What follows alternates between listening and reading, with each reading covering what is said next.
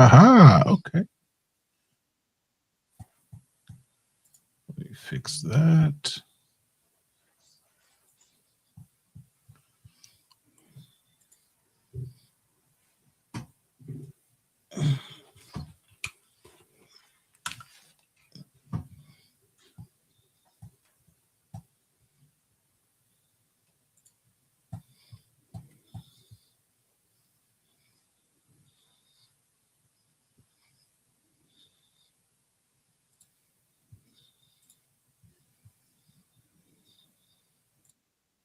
There we go.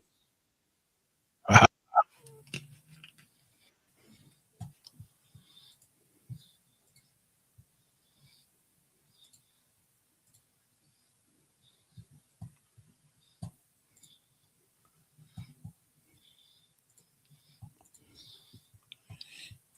Yo, what's up? I've been off for a little while and StreamYard has changed all of their stuff.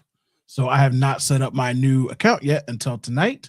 So just doing a test run, making sure all my connections work. Hang out with some people to pop in to say hello. I think I look clear. I think I look good. I'm on IG. I'm gonna see how that works out too. And I got a lot of videos to make about a lot of stuff. So if there's something you want me to talk about specifically, sports related wise, that's what we're talking about. You can hit me up in the chat. See, that's what I like to hear. Yeah. Hey. Okay, so that's how it shows on IG. I like this new setup. This looks slick. The reason I stopped doing, well, I was doing the podcast with E-Rock and Ashworth. So I kind of stopped doing my Tuesday night show because it's redundant for me to do the same sports topics. But now that football's over, we really don't talk about basketball or baseball on that show. So it's nice to not have to talk about that stuff. So yeah, I'm just going to make a couple of things that I know that I care about that people ask me about. The first thing is Stoutland and the coaching. It's funny how D Gunn and McClain didn't report about Stout being out in week 5. All the Jalen stuff that was coming out of reports, all those leaks that were coming out from KP basically trying to save his job. There's always somebody who's trying to talk about the quarterback, and that's usually the person that's about to lose their job. I just wonder why we didn't hear about Stoutland. Now, I understand like bringing in a new regime, but Stoutland has outlasted all regimes. And if you want to tell me that message got stale, that's fine. But you can't tell me that Nick Sirianni is the one that put that man on the shelf, and I'm supposed to take his credit for it. Nick Sirianni doesn't have an offense. Kevin Patullo doesn't have an offense. They're buffoons as far as I'm concerned. Now, Nick, I give him credit. He's a winning coach. He's a championship coach. He's a leader of men, except for when the team falls apart and he loses the whole locker room twice. Other than that, I don't believe he knows how to construct a run offense. So if he wants to put Stoutland on the sidelines, that's weird to me. The whole O-line was injured. There's only so much you could do. And if you thought you did a better job, then maybe that's why Jalen wasn't running as much, because the protections weren't right. The calls were different. There's so many things going into the season now that we don't know who's responsible. And that's the problem every single year. We don't know what's going on. But now we got Minion in there. We got a whole slew of new people, right? Nick Sirianni is not going to have anything to do with this offense because he doesn't have an offense. So this year is sink or swim for Jalen, and it's boom or bust for Nick. I personally think that if the offense comes off with flying colors, if that offensive coordinator wants to leave after a year or two, you might move on from Nick, because you've let this man now come in and basically bring in an entire staff. And I know that the new O-line coach isn't directly linked to him, but he knows him. And it's more of a Minion tree than it is a Sirianni tree. And I'm going to call him Minion until he shows me he's a man. If you're catching my drift, I like to call people nicknames. I'm going to keep calling him Minion until he shows me he's a man. You know what I'm saying? So that's why I keep calling him Minion. And I just want to know that the job's going to get done right, but we have no clue. But to move on from Stoutland, an institution, is somewhat embarrassing in that fashion, because he's going to get a job somewhere else. And it was insulting. And I wish there would have been some reporting on that during the year, because all we wanted from the running game was Tank. So you mean to tell me that Nick and KP took over the run blocking scheme and the run blocking system and the run game in general, and they couldn't see that Tank had fresher legs? Saquon Barkley is one of the top 2 best running backs in the league. I understand that, but he ran for 2,000 yards last year. The O-line ran for 2,000 yards last year. Bigsby had pop. The tank was tanking, and we all could see it. And so you took over that from Stoutland, and you wouldn't even put tank in. So I'm just confused on how all that works. I don't have any faith in any of it. But again, we got a new people in place, and I'm just excited to see that because change could be good or it could be bad. I don't know. But that's where I feel about Stoutland. And man. Yeah. I'll talk about the Super Bowl too. Yeah, I got to get my my system back up so I can pop up the chat while I'm in here by myself. But that's why I was sad that Stoutland left.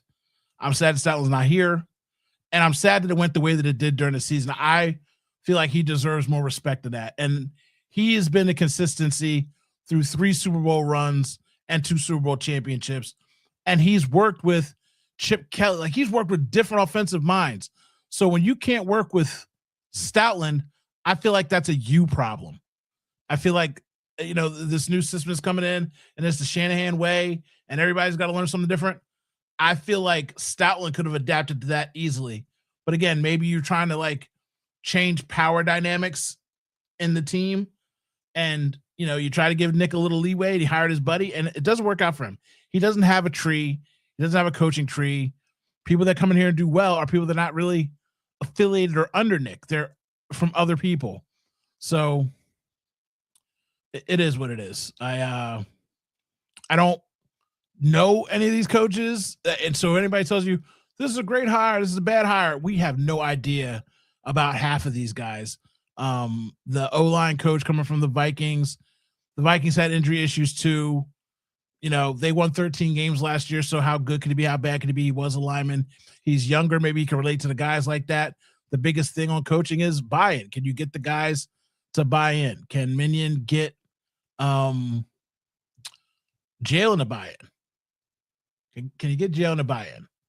And it's funny that all the stuff that they said about Jalen Hurts and us not getting offensive coordinators here, maybe it was the fact that the way they did Stoutland dirty, nobody wanted to work with Nick.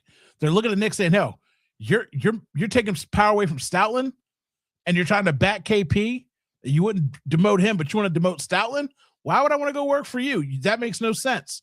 So it's not really my quarterback you don't want to work with. You want to work with Nick Sirianni, who had no answers on the final drive when he said he'd help him take over offensive plays. And Jalen, you better like that play call.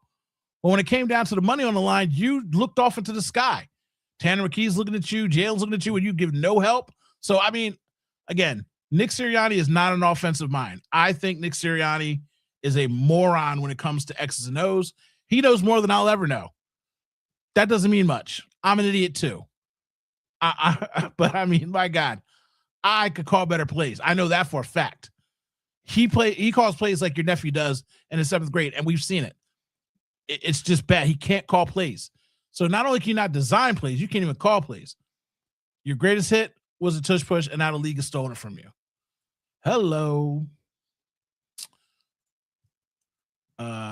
Yeah, Stoutland outlasted all of them. Yes, and Stoutland could have still been here, but I feel like he was insulted, and it is what it is.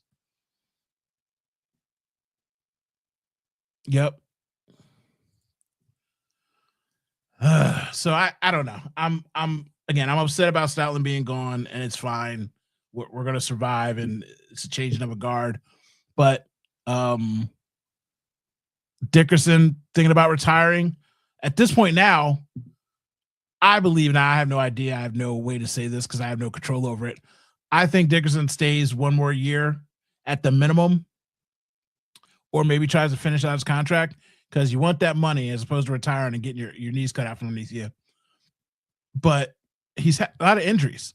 So we got a draft line, which takes us away from other things that we need. But if he can stay one more year and Lane stays one more year, Howie's got to start draft for the future. Now, last year, he did draft a couple of linemen that, oh, God, now that I think about it, he took certain guys that were like the guy from Rutgers. I can't think of his name right now, but he stashed a couple of guys he had him on the practice squad. But those were guys that Stoutland was developing.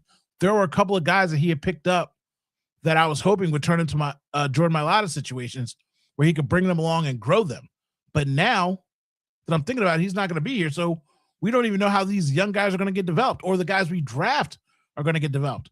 We just watched the Super Bowl with that number 1 overall pick, got mollywopped and worked in the Super Bowl. So yeah, it's going to be interesting. But again, I have no rhyme or reason about the coaches. Going forward next week, I'll start getting some guests on and ask other people that are smarter and more in the know than I am. But right now, it's a crapshoot. What else is there? The Jalen Hurts contract extension. Talked about that on the radio today. I feel like you have to extend them because we got a lot of guys on defense that we want to pay, and having your quarterback locked up and the money stretched out in the way that Howie likes to do things will help us.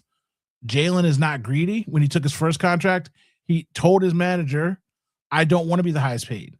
She made him the highest paid. And he said, I'm not signing that until you show me it doesn't affect my guys getting paid. And so she walked through and explained it. And you still got an extension for AJ, got an extension for Smitty. Your lineman got paid. Jurgens got paid. So she did well by him, and she worked with Howie and did what he asked. And I feel like that's going to be the same thing. Yes, I need some guaranteed money. No, I'm not trying to kill the team. Let's get other guys paid and see how it goes. Oh, real quick. The Tush Push not getting, Tush Push isn't getting banned now. Everybody loves it. You know what I mean? The one team that was super against it, the Buffalo Bills, they started rocking it to death. So yeah, it's not going anywhere now. So that was embarrassing all on its own foot. But I think Jalen's going to get a deal. It's going to be a team-friendly deal. It's not going to be the lowest amount of money. People are like, oh, you should take 30 minutes. He's not going to take the lowest, but it's going to be structured in a way that he's got guaranteed money and he's got control. The one thing I would say for Howie is, hey, look, you want this extension? You want this guaranteed money? I need to be able to trade you. Get rid of the no trade clause, and we'll sign this right now. That would give us some flexibility on the end as far as the team's concerned. I'm a huge Jalen guy. It's hard to play in this city. I don't know who you're going to replace him with. I don't know who the backup plan is. I don't know if any of these guys you think, oh, the draft is full of guys. That's fine. As we saw with Sam Darnold, there's a lot of guys that are going to get drafted top whatever out of that draft class, and it might take you 6, 7, 8 years before you become the dude that people think that you are. So take that for what it is. So yeah, Jalen's going to get the extension. He deserves the extension. I don't think we're going to be able to keep Nakobe Dean. I would love to, but you pay Bond, even though Bond's only got 1 year left, he got a 2-year deal, but you can't keep them all. We went from having no linebackers to all kinds of linebackers, and Trotter's coming along really well. He'll be a special teamer next year, and then the next year after that, he's going to take a spot as a starter. And when we let Bond go, so I think we're good there. What else are we going to talk about? I can run through real quick. AJ Brown. Anybody want to talk about AJ Brown? He was on the circuit, the Super Bowl, on shows, and he's excited. He has no problems with Philadelphia. He loves Philadelphia. He said some supportive things about KP. I love AJ Brown. I think AJ Brown is a top talent. He is always open. When he's playing the game of football, watching him for the most part makes me happy. My only issue is he is an ultra, it's such a bad thing to say. He is one of the ultimate competitors and gladiators in a sport where he wants to shine all the time. And not only does he want to shine, he wants to shine whether you win or lose. When we lose games and he's getting his numbers, he doesn't say anything. When we win games and he doesn't get his numbers, he's befuddled and grumpy. That can offset your team. That can mess up the pH. That can mess up the vibes. So for me, I love what he says now. I love the messaging that he has. I love that he's a family man. I love the charity work that he does. I love the way he interacts with fans. He's really in touch with the community. When people reach out to him, he does a lot of good things. I don't want him on my team anymore, though. I don't want AJ Brown on my team anymore because unless things are going perfectly for him, he's not happy. If you're not content for at least a week after the Super Bowl, and I get him and Jalen, like Jalen does it totally different. Jalen's like the Tom Brady Jedi mind trick, Darth Vader kill mode. But for him, what he wrote right afterwards, he's just not content. Then you're never going to be content. And I get it. You might want to have a Hall of Fame career. You might want to be the best ever. Well, you're also getting older, and you're not the best ever. You're not the best route runner. You might be the best 50-50 guy. You may be the best go up and get it guy. But when you're starting to get injured all the time with the hamstring, and then you have an attitude and you bring the vibe down and you make things harder for other people around you, I don't like that. I think there is an addition by subtraction with AJ because I have Smitty. And if you can go get, and it's hard to say, if you can go get me another Smitty, a route runner, a tough for the nose guy, a guy who will block all the time, who won't have a problem blocking, then I'll take somebody else. I'll take somebody else. And they say, oh, who are you going to get? I don't care. I know he sat there and he wanted to go to the Patriots. You sit there and look at Drake Mayo. Enjoy that. That's where you wanted to be? Do with the headlights. So we'll talk about the Super Bowl and him in a second. But I'm at the point now where I'm trying to trade him. If I could flip him to the Raiders in a deal with Max Crosby and kind of make that money work with a draft pick, I'd do it tomorrow because Max wants out. And, you're not going to get Myles Garrett. But if you can get a Max Crosby in here, that'd be amazing.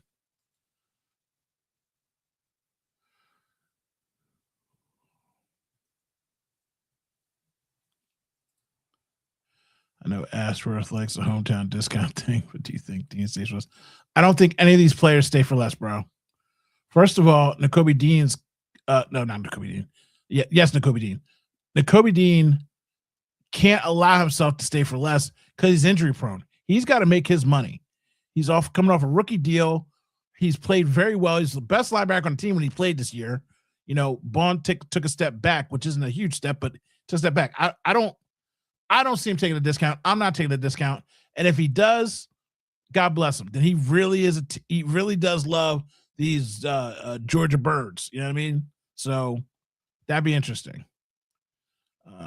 26 showed up. Yep. So, I mean, I don't think that Barkley should have got that extra money that he got, but he didn't get the record. So that's what they did. They paid him for that. What's up, Rye Guy? What does it say? Kind of AJ made Brandon Marshall about being misunderstood and valid. Yeah, again, I don't misunderstand him. He is a killer. Like, he wants what he wants. He wants to do what he wants to do. He wants to show out and show and prove, and I get that. But he also is like Nick, where his emotions get the better of him in moments where he can't reel it in. And unless Big Dom's going to start following him around everywhere too, it's going to be rough for him to like pull it in. And if things go bad, AJ will not help the situation in my mind. Whereas as Jalen is a tempering factor, AJ has a boiling factor. So I just don't like it. I don't like it at all. What else is going on? AJ talked about Jalen, talked about the coaches. Guess we can talk about the Super Bowl. The worst Super Bowl I've seen in a really long time. I can't remember a Super Bowl so bad. The commercials were pretty much terrible. I guess they've been terrible the last few years, but there's like 4 or 5 that I liked. AI, everything is bad. Halftime show, I enjoyed it. I know some people didn't, some people did. That's neither here nor there. It's not for everybody. Everything's not for everyone. But the game was just a defensive battle. And it was a defensive battle that was just bad. Now, ESPN does these things for ratings like the radio station does. They said that was top 4 Super Bowl of all time because of the defense. They shut down Drake May, who looked scared to death all week. And when the game started, he looked like a scared, wet puppy. First of all, get that dude a haircut. I know you're on a rookie deal, but bro, somebody got to give you a fade or something. You looked like a disheveled human being. head always down, looking at the floor. Oh shucks, oh woe is me. And you got rocked like that too. You know what I mean? Your left tackle didn't help you. Your right tackle didn't help you either. But you got rocked. And the defense shut down that kid. The easiest schedule in the league. He was terrible throughout the whole playoffs. And our defense shut down Patrick Mahomes. The GOAT, quote unquote, for some people. One of the top 3 quarterbacks in the league. So I get it. Now, Sam Darnold played a great game. And I got to hear, oh, see, now he's top 5. He's better than Jalen Hurts. You won a Super Bowl. You got to give him. First of all, he didn't win Super Bowl MVP. He got to take my child to work a day, invite to Disneyland because Walker doesn't talk to anybody. So they figured they send Darnold down there for a photo op and at least speak to people because Walker's a modest, shy man. He doesn't really, he's very humble. He doesn't speak he's not excited about anything. He's very monotone. So, you know, you send Sam Darnold down there and they're in a teacup together. Ooh, so cute, but embarrassing for them. You don't deserve to be there, Sam. Let that man go have his time by himself. Even if he's quiet and stoic, you don't deserve to be there. Now, when people want to compare him to Jalen Hurts, I'm like, 50% completion for a Super Bowl, 77% completion. The yardage, pretty much about the same. Yards per play, Jalen was double. Pass touchdowns, Jalen had 2, he had 1.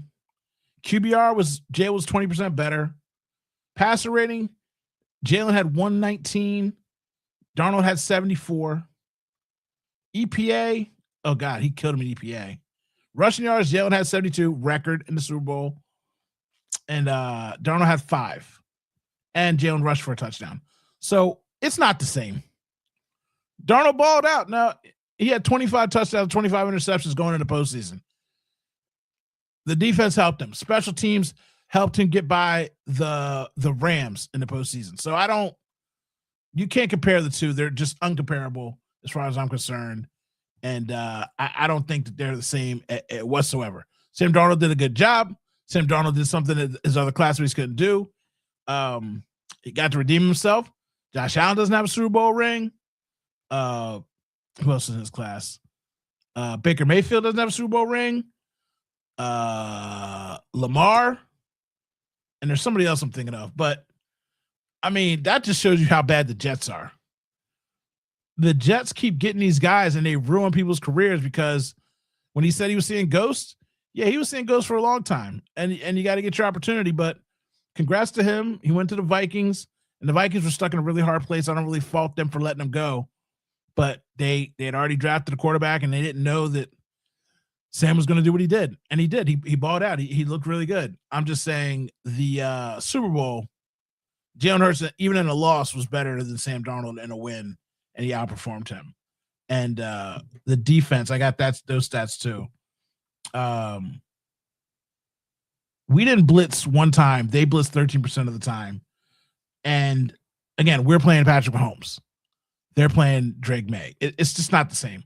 Our Super Bowl is better. We're better. It is what it is. Oh, yeah. And I'm sorry, I put this up and I didn't answer it. Yeah, I'm still cool with the other guys. We usually take the summers off a little bit because we pretty much only talk about football. And I'm talking about football now only, but I'm trying to set up my new setup and see how everything works. And I'll be talking about basketball and baseball and obviously the off season for the Birds. And I'll probably have the guys on one at a time or something as a guest going forward. But yeah, we're cool. Everything's good. So I love E-Rock's out there doing big things. Ashworth has a new baby girl at home, so he's out there living La Vida Loca. No Bad Bunny, pun intended. But yeah, the Super Bowl was just to me. It is what it is at this point. What else do I care about? Let's talk about the Sixers and how I had to watch Mike Lowry play 18 minutes of basketball last night and then watch OKC and watch McCain play 15 minutes and get 7 points. It's crazy because they got McCain in OKC and everybody's like, oh, McCain doesn't matter. It's not a big deal. He doesn't play defense. He's built for the team. I'm like, okay, he's young, and if you had a coach that could develop him instead of having Lowry on your team for whatever reason, he's an asset. The league looks for shooters. We need shooters, and we let him and Isaiah go, and it's just what the Sixers do. And Daryl Morey's a buffoon. He's an idiot, and he's an idiot sandwich. But really, it's Josh Harrison this money, and the dude needs to sell the team. I say it every time I bring it up to sell the team. He's in the Epstein files. It's a wrap for me with that guy. I don't vibe with any of that, not to make it political because I know people get upset, but just sell the team, bro. You're a cheapskate. You keep having these good players leave, these young, fun players. Like, the team loved the kid. I love the kid. The city loved the kid. My daughter loved the kid. And now he's out there in OKC, and he looks real happy. They ran a couple plays for him, got him a wide open 3 last night, and I'm like, oh, wow. What that has to feel like for him to go from bottom feeders to a championship squad. And everybody's like, oh, he didn't win it. It doesn't matter. He's on a championship squad. Just like when Saquon came here from the Giants. He was a nobody. No, he was good. I mean, he was great. But now he's a champion. So there's a difference when you get to be around champions or people who at least have played at a championship level or a championship organization. And OKC has outdone us in the process twice now in half the time. So it is what it is. Does anybody hear that little weird like bloop bloop sound that keeps coming through? Is that coming through on the live stream where it's like bloop? I'm just checking. Like I said, I haven't set up all my sound and stuff yet. But Joel looks good when he's playing. Obviously, he's not going to be playing back-to-backs. I really just want to put him in bubble wrap and see what happens in the postseason. Because at this point, that's all that matters anymore. They're the worst team in the NBA in the third quarter. I don't understand what it is because it goes back to Brett Brown days. They'd be dominating teams. They come out in the third quarter and they would just lose leads over and over and over again. And I'm like, okay. Glenn Rivers steps in, same issue. Nick Nurse comes in, same issue. And the players are turned over left and right. And I'm like, why? Why is it? I don't know what it is, but it's to be expected. And they're not going to go anywhere in the postseason unless they fix that and figure that out. But right now, we've got a short man rotation. If somebody goes down, this is what we're going to be dealing with. Kyle Lowry getting 20 minutes a game, which makes me absolutely sick. What else do I care about? That's enough basketball for the moment because I don't have anything prepared. Like I said, I just wanted to hop on and test my sound and connections and my lighting.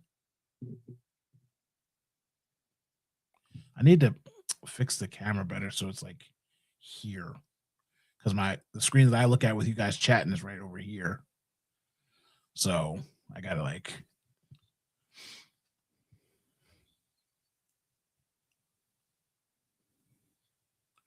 yeah, and it is what they do. And again, I get that you want to trade them to acquire someone, and it doesn't work out. Well, you don't trade them if you don't have something to work out lined up. Like that's how that's how trades work.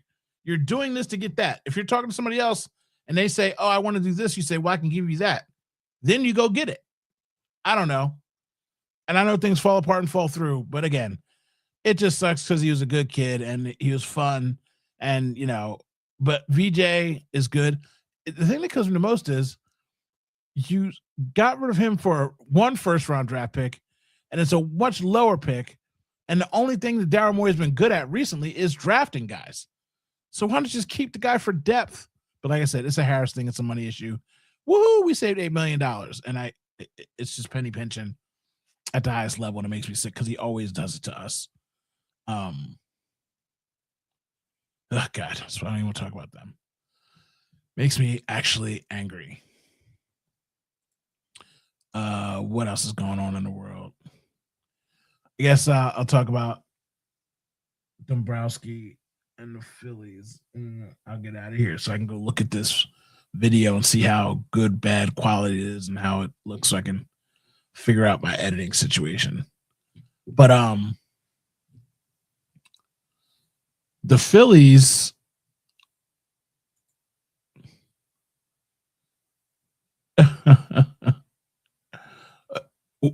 Kyle Lowry is stealing money because Nick Nurse wants to have his buddy on the bench.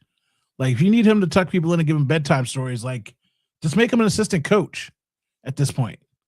Like, he contributes nothing for me other than enraging me when I see him get on the court. It makes me angry.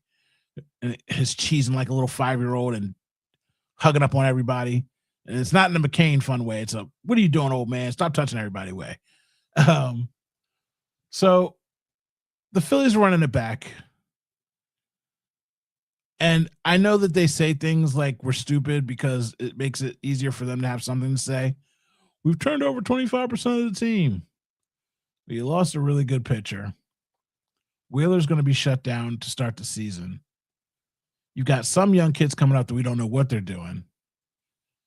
And whenever you want to get rid of a player, you can't do it because, one, you let the relationship spoil so bad that the player either badmouths the city or the team or the coach in the media, and you let it fester till it gets to that point. And now everybody knows that you want to get rid of Nick. And it's like, well, we're holding on to him. Somebody's going to – no. Who's going to pay him when they know you want to get rid of him? If I know your trash day is on Thursday, why am I going to come and say, hey, you mind if I pay you to pick up your trash on Monday?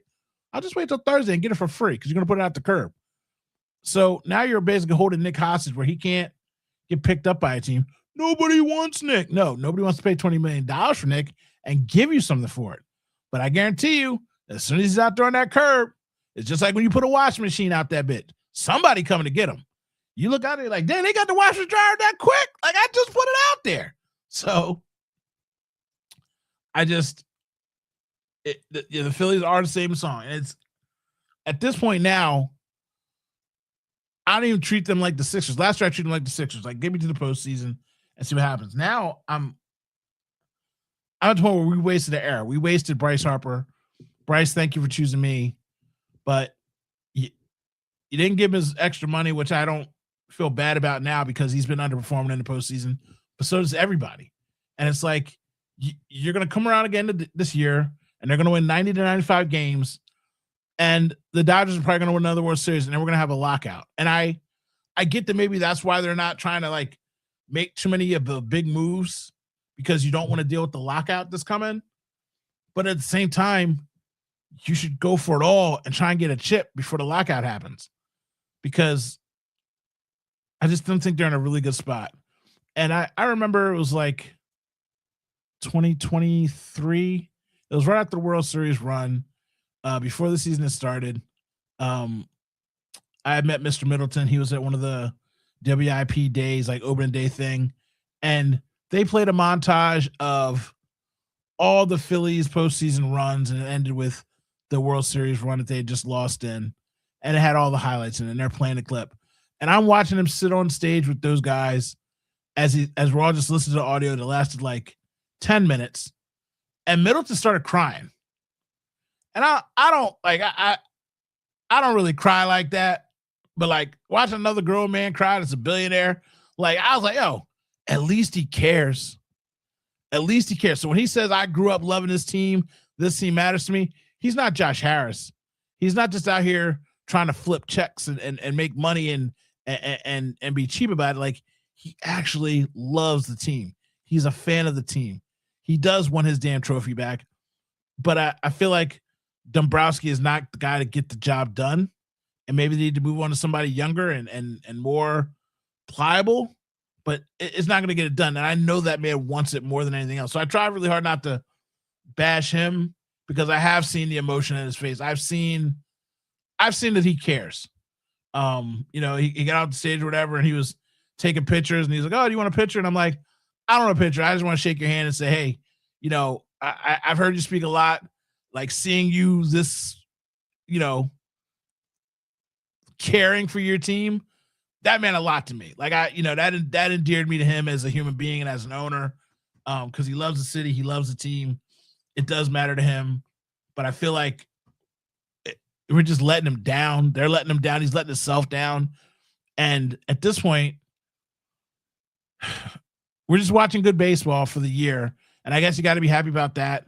It's a beautiful part to get down to. It's lovely to go with your family on nice weather days and, sing the songs and all that kind of stuff, ring the bell, and home runs are going to be hit and Schwarbombs. And, Bryce going to be running like the wind, and I get it. But at this point now, I need a championship out of you. Like I expect it. And we're not going to get it. So my hopes aren't going to be up. I'm just going to watch the games, go to a couple games, and not expect much. And maybe that's what I need to get back to for them to catch on fire. But at the same time, we all are living under the umbrella of the Death Star, which is the Dodgers. And I think we do need a lockout because that has to stop. The deferring of money is absolutely abysmal, atrocious, and embarrassing. And I know the rich get richer, but my God, with what's going on in the world today, I can't stand looking at the Dodgers. It's bad for the sport. It's bad for all sports.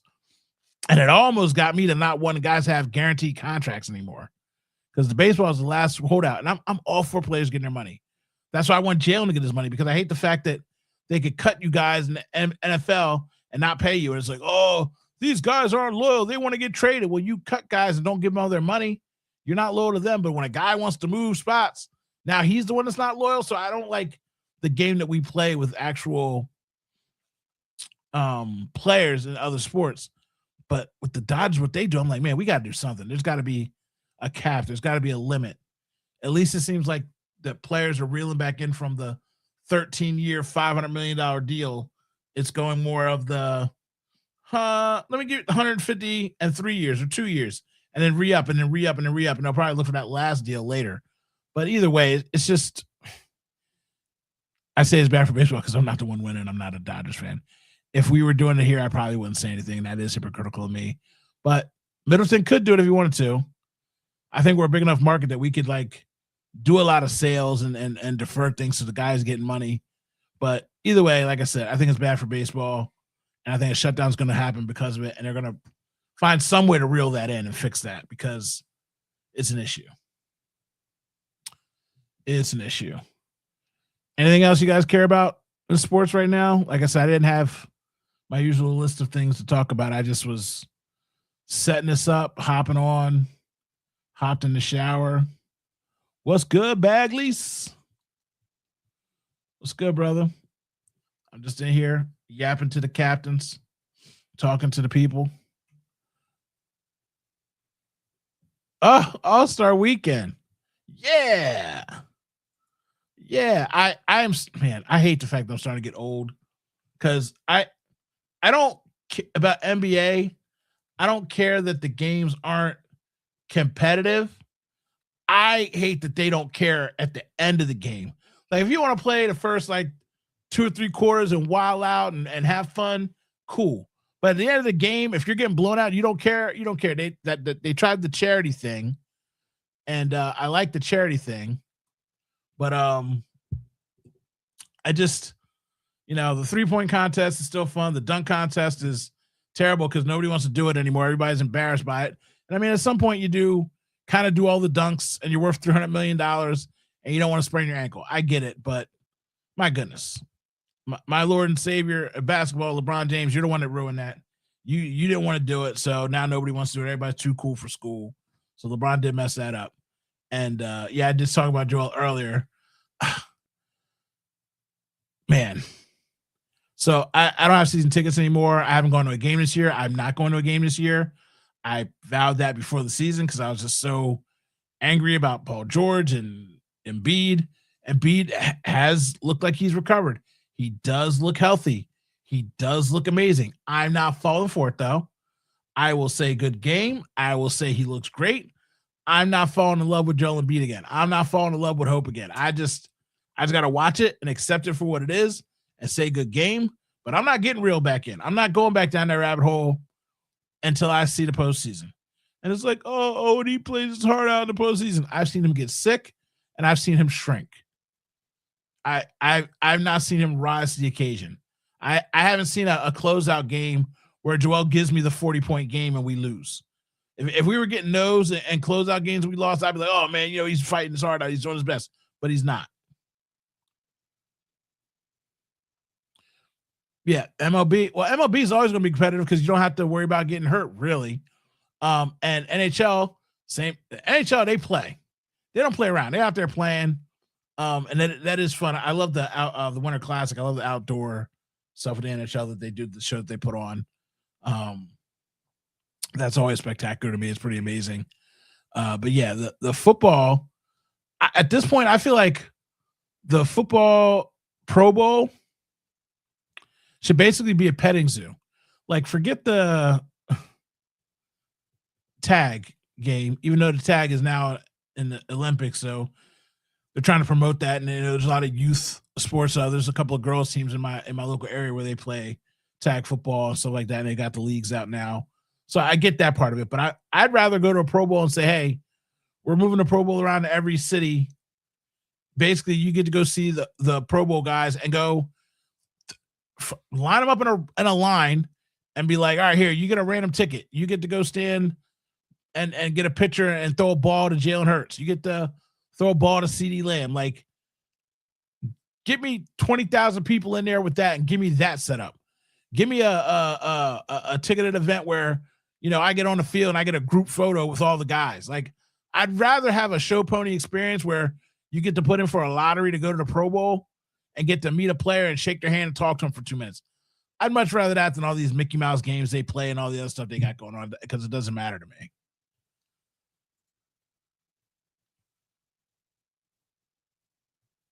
Yep. They need to do the Pro Bowl just like they do All Pro. Name who it is, and like I said, give me my show pony thing. Go out there and play Madden or whatever you're gonna do, but just do something for fans. Do something that rotates for fans, where fans actually get a chance. You go in there, and at the beginning of the year, you submit a thing and you get put into a raffle.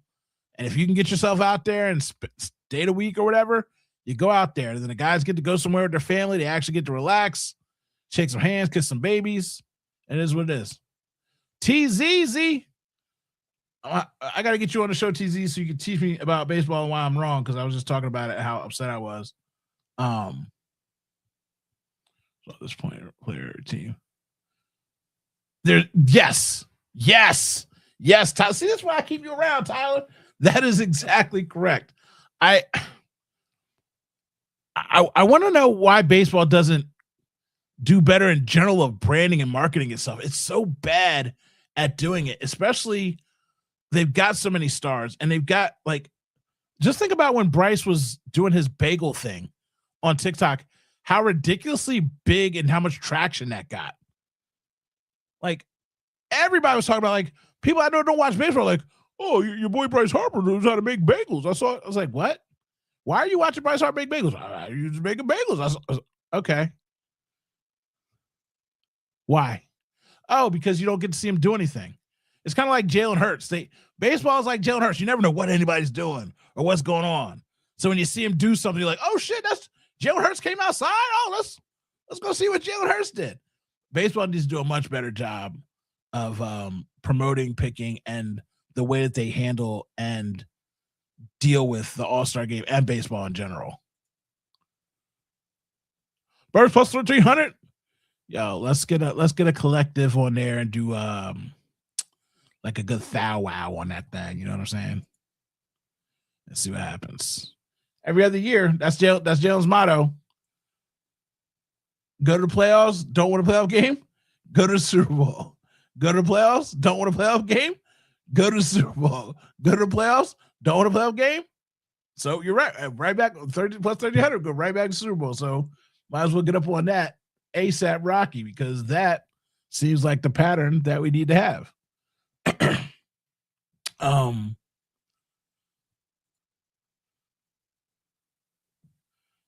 Well, it's good for marketing, it's good for media, because you get people riled up. There are a lot of Jalen haters out there, and I just don't know what more they want.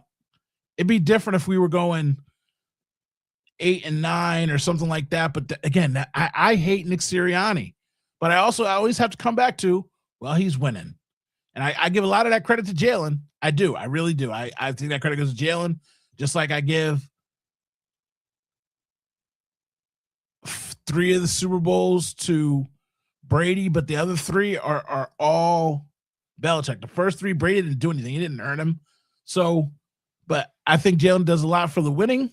I think Howie does a lot for the winning with the way he drafts, and Nick is along for the ride. But again, Nick still does deserve that credit, but it is hard for me to just like give it all to Nick and deal with it. So I understand why people hate Jalen. It's good for views because haters watch too, and that's the motto of WIP. They really lean into that. If they can get you angry, they can get you listening, and they can get you to call and they can get you to click. So can't knock the hustle, even though I don't like to play that game. I should play that game. I'm sitting here talking to you guys, like, so I am trying to now monetize my show when I start get back up and rolling. And the only people that have like offered me money to do like my own show is gambling. Now, I'll say this to you publicly. This year was the first year that I really reeled back my gambling. And even with that, I always keep my bets in a certain frame. I usually, unless I know what I'm doing, I don't bet more than $25 on a bet or a parlay or anything like that. There have been a few times where I was like, sure. And I did hit where I, bet 500, whatever, good money. But for the most part, I don't. And I hit usually 2 or 3 times a season, big to where it covers like my whole year. And once I hit big, like one time I spent $5 and I hit for 2,700. I didn't place another bet the rest of the year. I'm not going to do better than that. The ROI on that was legit. I was like, oh, I'm done for the season. Now I can shut it down. I can stop myself from doing it. I can keep myself in my parameters. But I feel like a lot of young men are addicted to gambling, and they're not calling 1-800-GAMBLER. They're just out here chasing parlays every week, dropping $50, $100, $200, $300 a week out of their paychecks, and you don't realize how much money you've lost because it's the sucker's way, because you're chasing that high. And I don't want to contribute to that. Not that I'm special or a big enough name to like even push the needle, but the people that have been offering me money for sponsorship have been, the gambling sites. And I've done it for like, our other show with the other guys, so like that. But that's part of a network. That's not really me doing it. I'm on the network. We do the thing. It's fine. But for me, and like just have myself like say I'm gambling and doing all this stuff, and you use my code, I feel sleazy about it because I know so many people are ruining their lives with gambling right now, and it's kind of a quiet epidemic. There's gambling everywhere. I'm looking at the thing with Giannis and Kaushi and how the league wants to punish certain people, but now all these guys have partnerships. So, and I know nobody else cares. Nobody look at me different if I did it, but I just feel weird about it. So if you see me do it, don't think I'm a hypocrite right now. That just means they gave me enough money where I couldn't say no. Right now, the money's not good enough to where I need it. Like it's going to change my life.